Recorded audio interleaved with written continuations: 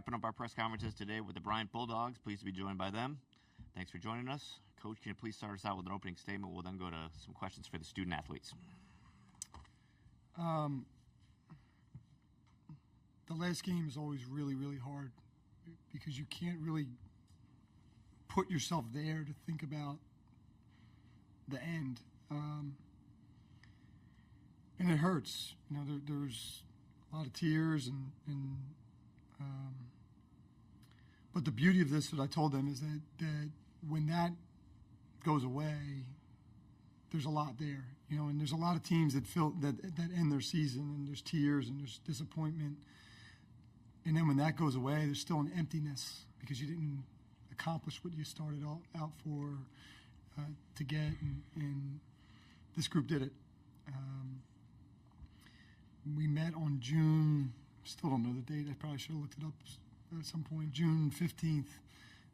I told them last year was a good year, and everybody that wanted to say good year, it was nice, but it felt empty. We were chasing great, and this group this year found greatness. They rewrote history at Bryant. They've made their mark, and I could not be more proud of a group. And I just told them, 22 years of coaching, I don't know if I've had more fun coaching a team than this group right here. Thanks, Coach. Let's go to questions for the student athletes, please. Raise your hand. We'll bring you a mic. Third row back. Ian Steele, ABC6, Providence, Rhode Island. Question for Earl. First, how's your head? And how were you trying to motivate your guys after you left and came back, if at all? My head ringing right now after the game over, the adrenaline gone, stuff like that. Well, I just wanted to come back out there and be there for my guys, man, bloody or not. We'll go right to the left. Hey, guys. Nick Hoyt, ABC6. Ruff, just for you, in that second half, when they were sort of crashing the boards, you know, how much did you want to sort of get things going offensively for your team? I was just trying to leave it all there for my guys, you know, and the coaching staff. And, you know, they had it going, but I told these guys we're not going to quit. No matter what the score's looking like, we're never going to quit, and we didn't. Additional questions for the players. Second row on the left. Dan Lobby, Cleveland.com. Earl, I'm just curious, do you even remember the play when your head got split open, and at what point did you realize you were bleeding and kind of how bad it was? Oh, yeah. I remember trying to go for a rebound, his elbow hitting the top of my forehead. Next thing I know, I'm leaking from my face. And after that, I'm just thinking, how do I hurry up and get this taken care of so I can get back out there for my team? A couple more in the third row here again. Hey, guys. Nick Hoyt, ABC6 again. For both of you guys, just can you put into words what this season meant to you to get to this stage, get to this point, get this opportunity? It means a lot, you know, like, we've been through a lot, like, individually and as a team, like, the last couple years here at Bryant. So, like, man, it means everything just to get here to the tournament and go out this way with a great group of guys. We have another one there. Yep. To me, it means a lot because we fought through adversity during the season, and the fact that we got over the adversity and made it to the tournament, it definitely means a lot.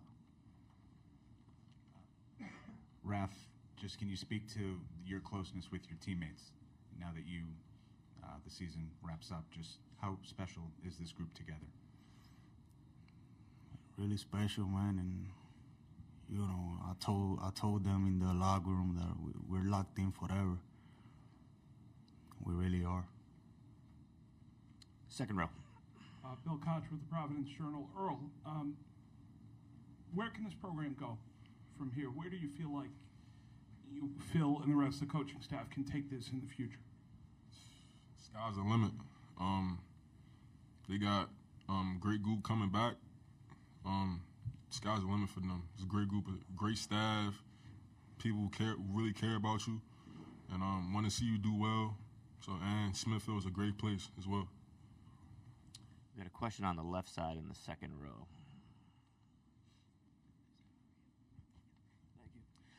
Hey guys, Irie Harris from Cleveland.com for either you players. Just asking, you two didn't start your college careers at Bryant and at some point transfer, but can you, either you or both of you guys, just speak on just what Coach Phil, has meant to you guys up to this point?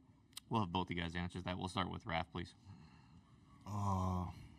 Coach Martelli, man, he trusts us from the beginning, and I cannot thank him enough for that, because he really trusted and gave us freedom and gave us the right tools to get better as a player, and I'll be forever grateful with him for that. Earl? This my guy right here, man. I kind of thank Coach Cole, for giving me like the love back for basketball. A lot of people don't know I was in a very dark place a couple years ago. Coming from different schools, I didn't even want to play basketball no more. I just thank them for helping me get the love back for the game. First row.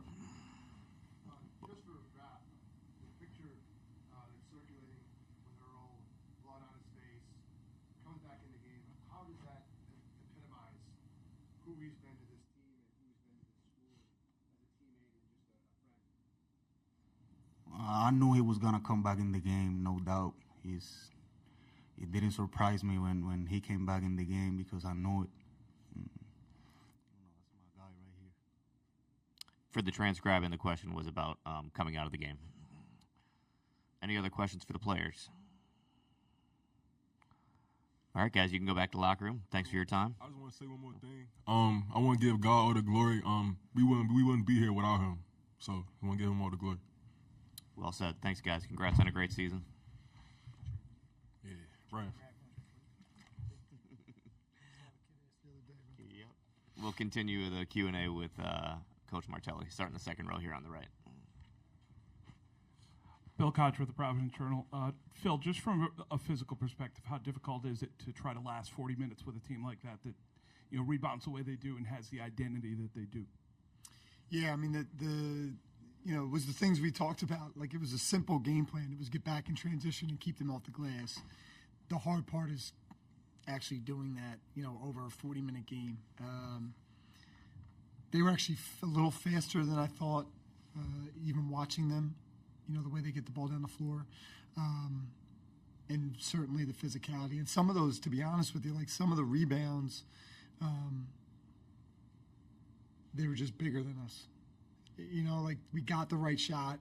It's a long rebound, and now it's 7-footer over top of 6'8", and he's just reaching up, grabbing it. So, they fought. They gave us everything we got, and I'm proud of the guys that didn't back down. Even when it started to spiral a little bit, some of those huddles, they were pretty locked in. Saying the right things, talking the right talk of, staying together, hanging together. Go get a stop. But yeah, I mean that's a pretty darn good team. We got 3 questions in the middle here, Coach. Phil, just did you take it in the moment at all, looking across, seeing Tom Izzo coaching as a head coach in the NCAA tournament tonight? Yeah, I mean, it's an honor to be here. It's an honor to coach against a Hall of Famer. He's forgotten more than I'll ever know, about this game, and it's an honor. It's an honor to go against somebody like that isn't just a great coach, but a great person, and to try and go toe to toe and learn your lessons from that is pretty cool. Hey, Phil. We've talked about Earl and his toughness 1,000 times, but he comes off the floor. He's bleeding from the head. What's going through your mind? Was there any doubt that he would be back in that game? Yeah, I had no idea what was happening. I didn't know what happened. And if him walking off the floor covered in blood isn't a one shining moment, clip, I don't know what is. So, as someone who's feels like a one shining moment aficionado, has seen them all for I don't even know how many years. But yeah, I didn't even see what happened, so I didn't know. I was kind of blocked. Our huddle was coming. I didn't even know. All of a sudden, a couple of them were yelling to Troy or somebody to come down and get him. So I had no idea. And then I did see him briefly go down and covered in blood. And my thought was he'll clean it up and be right back. And he cleaned it up and he was right back. That's Earl Timberlake. Second row, coach. Matt Carvalho, 990 WBOB. Coach, we know you're a big family guy. Can you just speak on what the role your family was getting here and how much they meant to you in getting to this point? Yeah, I mean, it's special. It's special to have done it on their side, watching my father, and now on this side. It's unique. You get to see both perspectives. There's not a lot of times where you can see both perspectives. And, to have my parents here, to have my brother here and my nieces, to have my brother-in-law here, my nephew, my cousin delayed her trip to Disney, and she's a Disney nut.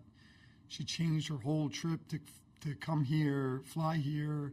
They're driving to Buffalo, flying out of Buffalo to Orlando. I don't know that I would have done that for her, but it's very much appreciated. My in-laws being here, and then my wife Megan, my son Philip, my daughter Mara, my son Nathan, for them to get to experience what I experienced around the same ages. They've sacrificed a lot. This is not an easy journey for any of us, but especially not on the families. And Megan doesn't get as much of a pass because she knew what she signed up for. The kids, they didn't sign up for this. Megan knew. Megan was a great player. She's a coach. She's the daughter of a coach. She knows what this life is like. Now, she probably didn't know exactly what this life was like, me taking her to Niagara Falls for a couple of years and then to Delaware and then being in Philly and then being here. But the kids, like they live and die it. They live and die it. And I know what that's like. And I know what it's like to watch your father succeed. I know what it's like to watch him fail. And how hard that is. And so my family's everything to me. And I've always said this, like, if there was a day where Megan said, I can't do this anymore, we have to stop, I would stop.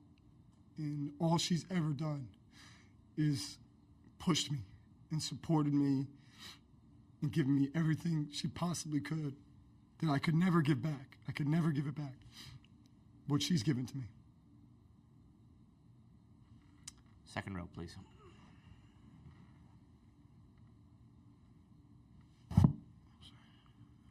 Phil, off the back of that, and maybe similar to what I asked Earl, where can this go from here in terms of 2 NCAA trips in 4 years? You've got the new building coming in a couple of years. You've obviously acclimated well to a new league. Just how good is the job? How good is the program? And can you sustain this moving forward?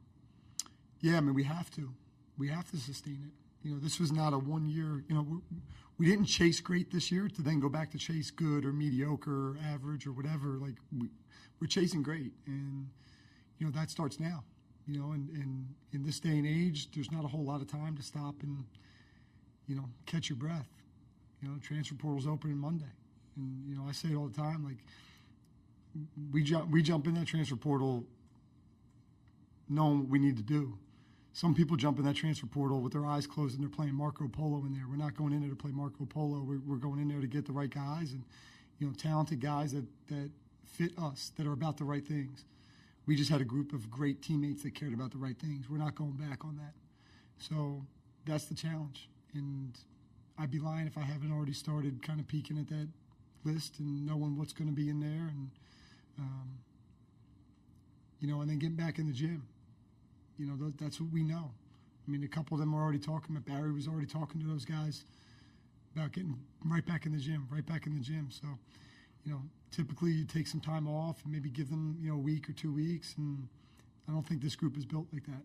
And, we'll get back in there quick and get started back and get guys healthy that need to get back healthy. And then, we're trying to get right back here, if not further. And, that's the challenge. That's the challenge for sure, but it's one we're up for. Coach, we'll wrap it up in the back. Brooks, 24/7 Sports. Phil, I apologize if you covered this. I got in a little bit late, but I wanted to ask you about Cohen Carr's impact on the game in the first half. What was most impactful, I guess, about what he was able to do, and sort of bigger picture when a team can bring a guy like that off the bench that changes sort of the athletic tone for them, and depth's obviously been their thing all year. How dangerous can that make a team? Yeah, I mean, that's huge. Like, dynamic athlete, and the way he sprints the floor, crashes the glass.